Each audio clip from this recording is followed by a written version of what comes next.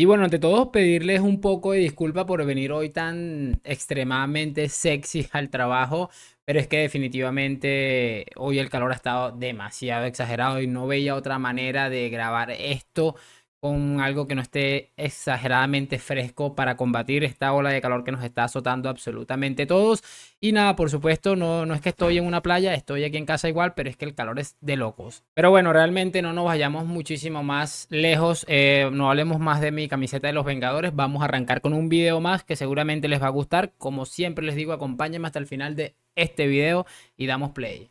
Y muy buenas a todos chicos, bienvenidos nuevamente a este su pequeño espacio para madridistas y como ya ustedes lo saben, pues aquí traemos información relacionada con el 14 veces campeón de Europa, pero también con el mundo del fútbol en general.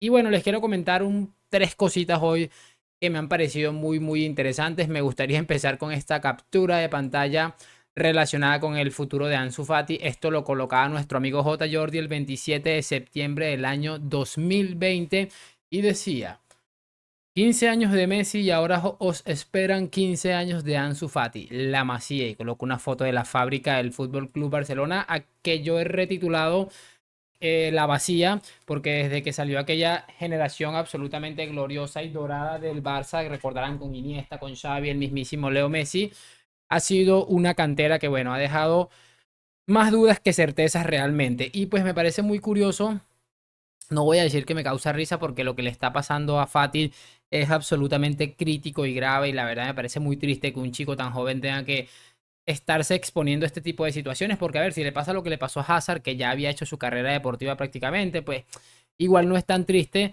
pero un chico que tenía un futuro espectacular, que sin ir lejos le habían dado la 10 de España, le habían dado la 10 del Barça, el segundo o tercer equipo más importante de España, es un tema bastante complejo y por eso no me da risa, me da muchísima risa. Como J. Jordi siempre termina echándole mala suerte a este tipo de gente, a este tipo de futbolistas. Y la verdad, lo siento mucho por el chico, pero es que no podía dejar pasar por alto esta gloriosa imagen. Y hace poco veíamos una de Lamine Yamal. Obviamente no voy a desear que corra con la misma suerte el chico, pero sí me llama mucho la atención definitivamente cómo esta gente endiosa absolutamente cualquier cosa que pase por ahí. Ok, que Fati seguramente ya había mostrado unas condiciones para perfilarse entre los tres mejores o cinco mejores futbolistas del mundo, seguramente. Pero los que dijimos durante un tiempo que llevaran esto con calma, nos llamaban locos, nos llamaban envidiosos y ahí está Ansu Fati a punto de irse al Brighton de Inglaterra, un equipo que no sé si va a estar peleando por los puestos de Conference League realmente porque desconozco las capacidades que va a tener este equipo esta temporada. Ya veremos, aunque bueno, me parece un interesante fichaje, sobre todo que es en forma de cesión para el equipo inglés. Otra de las cosas que quiero comentar es que hay un periodista que se llama Marco Conterio de Radio Esportiva, creo que es de francés, un medio francés. Además, él se autodenomina como experto en transferencias, experto en mercado. Colocaba un tweet ayer bastante tarde en la noche y decía lo siguiente: detalles sobre la exclusiva sobre Kylian Mbappé. Él había adelantado de que había algo raro ahí y esto es lo que comenta. Dice: lista la renovación hasta 2026, acuerdo privado de caballeros con cláusula para el verano del 24, presión decisiva de Campos, cuya posición estaba en juego sin renovación. El PSG listo para renovar a Kylian Mbappé hasta el año 2026. Parece ser una información ciertamente seria, aunque yo particularmente en este caso de Mbappé, hay demasiadas cosas que no terminan de cuadrarme. A mí lo que más me llama la atención de toda esta novela barra culebrón es cómo da la sensación de que todos absolutamente están brutalmente perdidos. Uno dice una cosa, el otro dice otra cosa mañana, Mbappé te coloca un history, aquel te hace aquello, aquel te hace lo otro. Es que me parece absurdo definitivamente lo que está sucediendo, pero sí me llama mucho la atención esta información en concreto porque viene de Francia y desde Francia durante semanas han asegurado de que Mbappé y el Real Madrid estaban pensando en 2024, que no sé qué, y por eso me llama mucho la atención, además con la certeza de que lo dice este hombre que desconocía de su existencia hasta el día de hoy, pero sí me llamó mucho la atención porque, repito, de todos los escenarios posibles que había, para mí, el menos probable es el hecho de que vaya a renovar y eso de la cláusula de caballeros, que Mbappé me diga que está confiando de que le van a dejar salir en 2024 por pura palabra, porque tengo entendido que eso no se puede hacer en Francia, aunque he escuchado por ahí que hay otros equipos que lo han hecho por debajo de la mesa. Me parecería realmente absurdo y estúpido. Yo lo tengo bastante claro. El Real Madrid seguramente, o es lo que he escuchado, se va a plantear hacer algún tipo de oferta por Mbappé en estas últimas horas del mercado. Es muy probable que esto no vaya a llegar a ningún lado.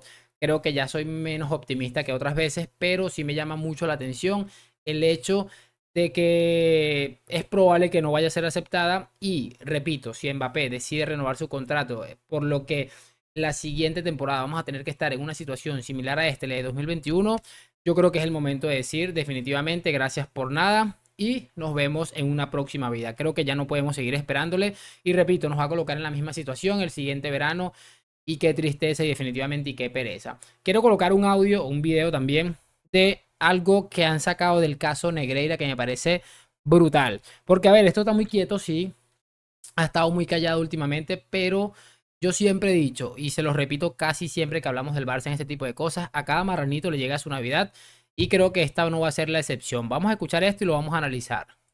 Y bueno, ya tenemos aquí el video, es del diario El Mundo, un clip que hemos sacado de allí, que está en Twitter. Y por cierto, creo que el único medio de comunicación que ha estado a la altura de esta información, adicional a lo que han sacado la gente esta de Kitty Jukes. Creo que esta gente es la que ha hecho el mejor trabajo, la gente del mundo, y creo que este video también lo evidencia. Vamos a escucharlo. Y por supuesto, antes de eso, se llama Juan Rubiales, este hombre que creo, escuché o leí, es tío del señor Luis Rubiales, presidente de la federación. Este hombre, además que vamos a escuchar hablar, es un exdirectivo de la Real Federación Española de Fútbol y tiene algo que importante para decirnos. Vamos a oírlo.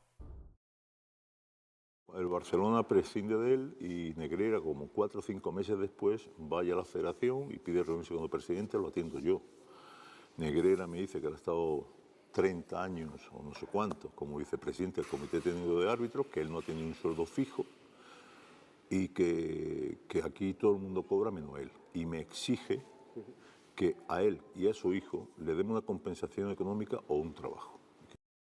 Es brutal esto porque justo después de que a Negreira lo sacaran, le pusieran de patitas en la calle, el mismo Bartomeu, porque ya no quería seguir consumiendo sus servicios, él se pone en contacto con la gente de la federación para exigir un sueldo, ya que según él nunca lo había necesitado, porque él cobraba el Barça como mismo lo ha reconocido y pues es una de las cosas que me llama más la atención. Esto se ha regresado, vamos a tratar de colocarlo otra vez. Bueno, ya lo hemos arreglado, vamos a seguir escuchando porque esto me parece de locos. Que si no, nos va a llevar a los tribunales. Yo le digo, usted ocupa un cargo de representación que sin sueldo, sí. Usted ha cobrado las dietas, los viajes, los desplazamientos, se le han pagado las comidas y tal. Sí, digo, pues entonces usted no tiene que reclamar nada. Ya, pero es que antes cobraba todo el mundo menos yo. Digo, bueno, pues haberlo reclamado usted antes, no ahora. Él me amenazó con que nos iba a denunciar, desapareció, al poco tiempo me mandó un burofax su abogado reclamando en la misma línea, yo ni la atendimos y punto, desapareció. Pero es verdad que este era un hombre fuerte de Sánchez Arminio. Ahí pues hablando del tema de los burofax, que parece ser tarea muy, parece ser un trabajo bastante frecuente de la gente que trabaja con Negreira, pero también aclara que este era uno de los hombres fuertes de Sánchez Arminio, que era el presidente y este era el supuesto vicepresidente, entonces es un tema demasiado loco, definitivamente. Este hombre está dejando unos puntos claves, pero falta a lo mejor, ya lo van a oír. Luis Rubiales ha dicho que Negreira no tenía ningún tipo de influencia en la federación, que... Todo el que conoce la federación, y sobre todo en aquella época, sabe que solamente asomar Negreira o llamar a un árbitro por teléfono en una designación o que fuera, los árbitros se ponían firmes. Porque en aquella época, hoy es diferente, sobre todo de que llegó Velasco, que afortunadamente cambió todo eso. En aquella época, aquello era una dictadura feroz. Y el que no hacía caso a Sánchez Arminio, el que no le bailaba el agua, el que no intentaba mantener la distancia o la forma, pues era condenado a no ascender, a descender, a todos los castigos que se le ocurrían. Por tanto, el simple hecho de que Negreira llamara a un árbitro y dijera, oye, el domingo el Barcelona, tened cuidado, que no podemos tener un escándalo con el Barça, que el Barça es un equipo muy importante, a ver cómo lo hacéis. Eso condicionaba al árbitro. Bueno, como dicen por ahí, se puede decir más alto seguramente, pero más claro imposible. Y es lo que hemos dicho, barra defendido durante muchísimo tiempo. El simple hecho de que ellos mismos han reconocido que esto lo hacían para equilibrar la balanza y que encima este hombre los acompañaba desde el hotel donde se hospedaban los árbitros hasta el Camp Nou para decirles, mira, ¿sabes qué?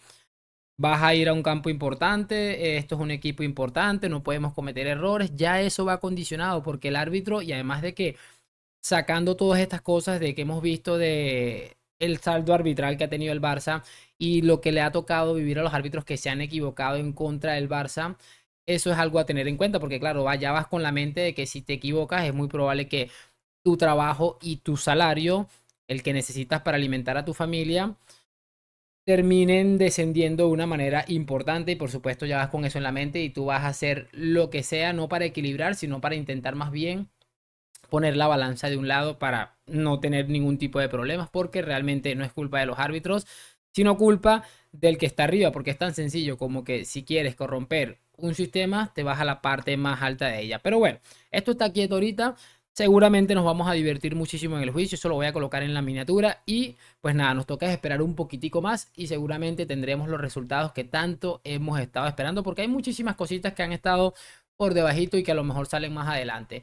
Me toca despedirme en este momento, espero que hayan disfrutado de este video, un poco más opinión que otras cosas, pero creo que ha estado bastante bien cargadito.